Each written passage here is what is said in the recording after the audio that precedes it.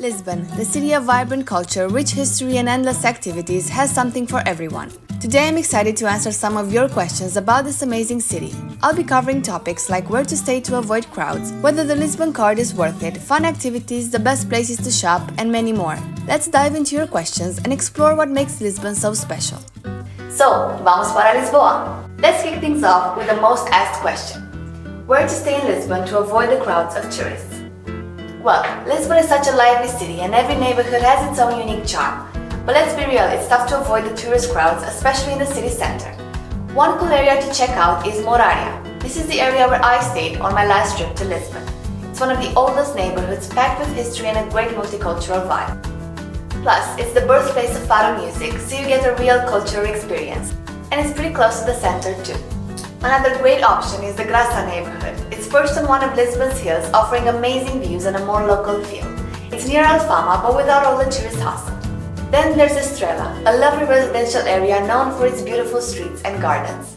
It's an up-and-coming peaceful neighborhood with a local feel, but still close to the main attractions. I wandered around the streets and the views were absolutely stunning. These spots are perfect for escaping the tourist crowds while still soaking up all the beauty and culture Lisbon has to offer. Next question is the Lisbon card truly worth it? The Lisbon card is amazing in that it gives you unlimited access to all public transportation in the city.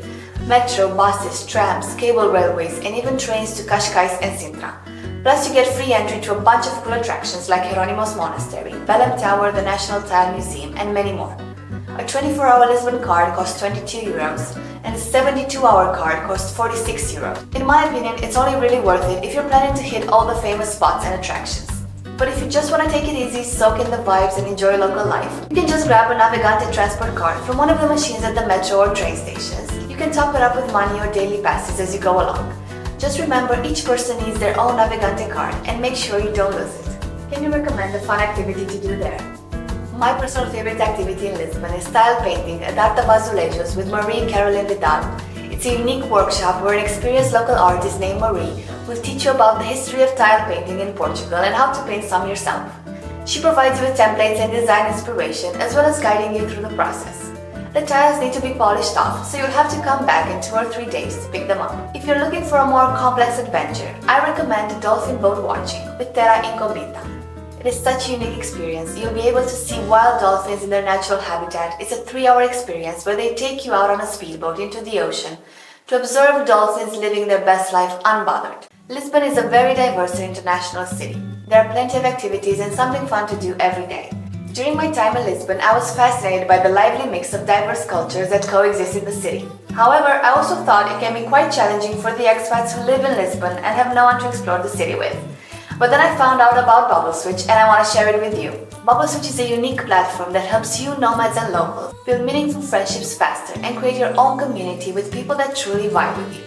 So if you are in Lisbon and Da Nang, take advantage of this opportunity. What I love about Bubble Switch is that it prioritizes genuine connections and takes your interests and values into consideration, but also the kind of vibe you're looking for in a possible friend. Bubble Switch plans to seed a friendship between you and like-minded individuals by connecting you to enjoy shared experiences in the city. Use the platform to find your community in Lisbon, making you friends and even business collaborators, or just engage in meaningful conversations with people that truly vibe with you. This is how it works. You complete a short and visual form sharing your interests, and every Thursday you'll receive details of a possible connection with a future friend, and 3 exciting city experiences for you to enjoy together. The experiences are suggested based on your mutual vibes, so you know for sure it is something you both enjoy. When you feel that the connection is right for you, your contacts will be exchanged and you begin building your friendship. If you enjoy my recommendations for Lisbon and want to support me, try out Bubble Switch using the link in the description and save €5 off your first month using my code ANNASTORIES. Plus, you will see all of my recommendations for Lisbon exclusively available on Bubble Switch for you and your future friends. I'm so excited to be a part of this journey with Bubble Switch and I hope you find your new friends in Lisbon. Where can I find some good places to buy clothes? Lisbon is packed with adorable little shops that have unique clothing options that you won't find anywhere else. One of the must-visit spots in my opinion for shopping and hanging out is LX Factory. LX Factory used to be an industrial estate, but now it's a unique hub for art and entertainment. There you'll find some of Lisbon's trendiest restaurants, bars and shops. It's the perfect place to browse for books, souvenirs and unique art pieces. On weekends, they have an open-air flea market where you can find handmade jewelry, vintage clothing, and all sorts of cool stuff. If you're looking for more international brands, just take a stroll down Rua do Carmo and the surrounding streets for a fantastic shopping experience. Elevador de Santa Justa is also on the streets, so you'll be checking off a famous attraction too. What are some good seafood restaurants? Lisbon is a haven for seafood lovers, so you will find infinite options of seafood restaurants as you wander the streets. I recommend a restaurant called Lisbon Tueo that is in the heart of Alfama, surrounded by Lisbon's colorful buildings. There you can feast on some authentic seafood dishes such as grilled sardines with potatoes, clams, and octopus salad. Everything there is just delicious. If you're a crab fan, you can try Cervajeria Ramiro, which is a popular restaurant in Lisbon known for their delicious seafood that they have served for more than 10 years. The highlight of the menu is Scarlet Shrimp, so make sure you try that out. You can also take a ferry from Cais do Sobre to Cacilhas and eat at Solar Beirão. It's a local restaurant with fresh delicious fish and the prices are very reasonable. However, keep in mind that it's a small place and they don't take reservations. Can you recommend some sunset spots? If you're looking to catch a breathtaking sunset while you're here, Lisbon has some amazing spots you can't miss. Some of my favorite sunset spots are from one of the numerous viewpoints that Lisbon has. My personal favorite is Miradouro de São Pedro de Alcântara. It's a beautiful garden terrace offering sweeping views of the city and the river, perfect for unwinding as the sun sets. Another personal favorite is Miradouro das Portas do Sol. The view is spectacular and there you will have one of the most emblematic views of Lisbon. And last but not least, I love to watch the sunset over Ponte 25 de Abril by relaxing along the shores of Avenida Ribeira das Naus on Bandeira da Europa, listening to the waves and the sound of the Portuguese music on the background. You can't miss it, it's just magical. Do I need a car to visit Sintra or Cascais? From my personal experience, you don't need to rent a car to visit nearby towns.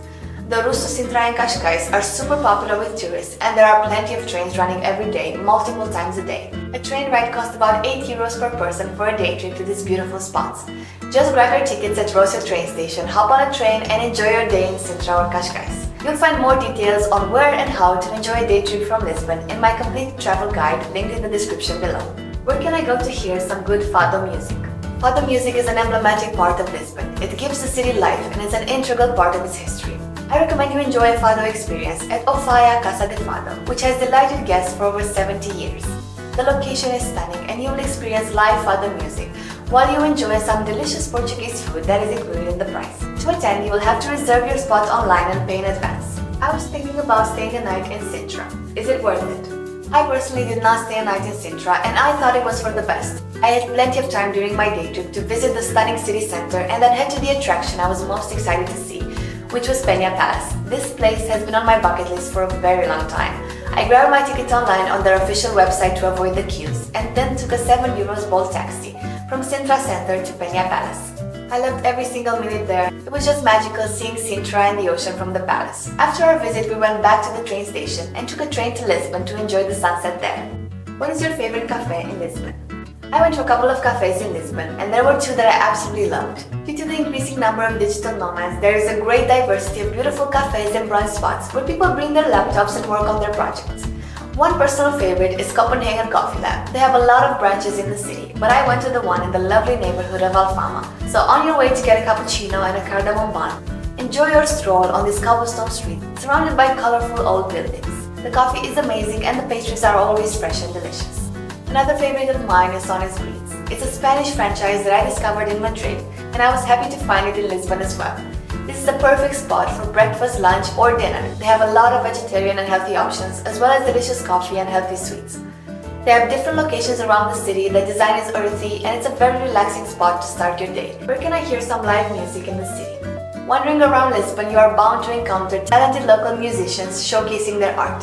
Even on my first night in Lisbon on my way to dinner, I encountered a live performance of a local artist on these stairs.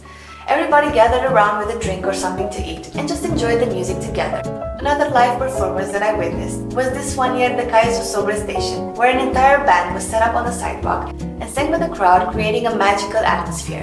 You'll find spots like these all over the city. Just follow the music. And that's all of our questions for today. I'll make sure to address more in a future video. Thank you so much for watching and for sending your questions about Lisbon. I hope this video helped you learn more about this incredible city and gave you valuable insight for your next visits. If you enjoyed the video, please give it a thumbs up and consider subscribing to the channel for more travel tips and city guides. Feel free to leave more questions or share your experiences in the comments below. I'd love to hear from you. And don't forget to check out Bubble Switch using my code ANNASTORIES to find your community in Lisbon. Sending good vibes, and I'll see you next time.